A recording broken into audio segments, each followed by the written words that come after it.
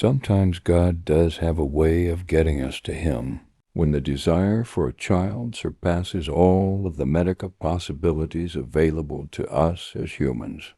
Perhaps it's God calling you to hold firm to your faith. It is a process that takes patience, faith, and an utter surrender to God's will. Children are a heritage from the Lord, Psalm 127:3. They are not merely the product of science, but a gift from God.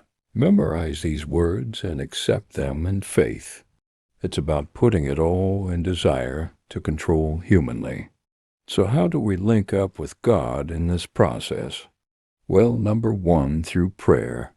Take prayer to be a daily thing whereby you're communicating with God. Don't just tell Him what you require, but you're telling Him your hopes, your fears, and your faith. Second, pray His Word and thank Him. Recite these Bible verses and thank God for all that you already have in your life. Psalm 127:3 and 1 Samuel 1:27. These verses confirm that children are a gift from the Lord and an answer to prayer. Since Hannah prayed and God answered, it shows that the gifts of God are outside human capability. Luke 1:37. This verse emphasizes the great truth that with God nothing is impossible. This means that no matter how impossible your situation may seem, God's power is absolute. Genesis 21:1-2. God did for Sarah what He had promised. This verse encourages us that God is faithful to His word.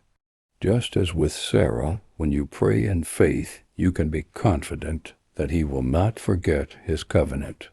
Job 8:7. This is a wonderful verse of hope, demonstrating that even if your beginning is small, your latter end will be greatly increased. This is a promise that God has an awesome blessing awaiting you in your future. Third, pray in faith. Speak over your life, God will give me a child, and He will do a miracle in my life. Faith is the force that pulls God's hand. Faith is the act of believing and calling things that do not yet exist as if they already did. Here are some additional verses to introduce you to this power. Romans 4:17. He believes in God who gives life to the dead and calls into being things that were not. This is a powerful example from the faith of Abraham.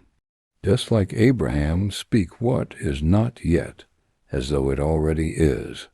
Mark 11:24. Therefore I tell you, whatever you ask for in prayer, believe that you have received it, and it will be yours.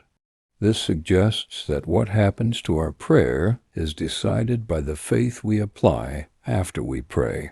Hebrews 11:1. Now faith is confidence in what we hope for and assurance about what we do not see. Your faith is what brings things into reality. Patience, proclaiming the power of God and speaking these verses over yourself in your prayer are necessary in your walk with God. Present your requests to Him, trust Him in all things, and see Him work a miracle in your life. Thanks for watching this video.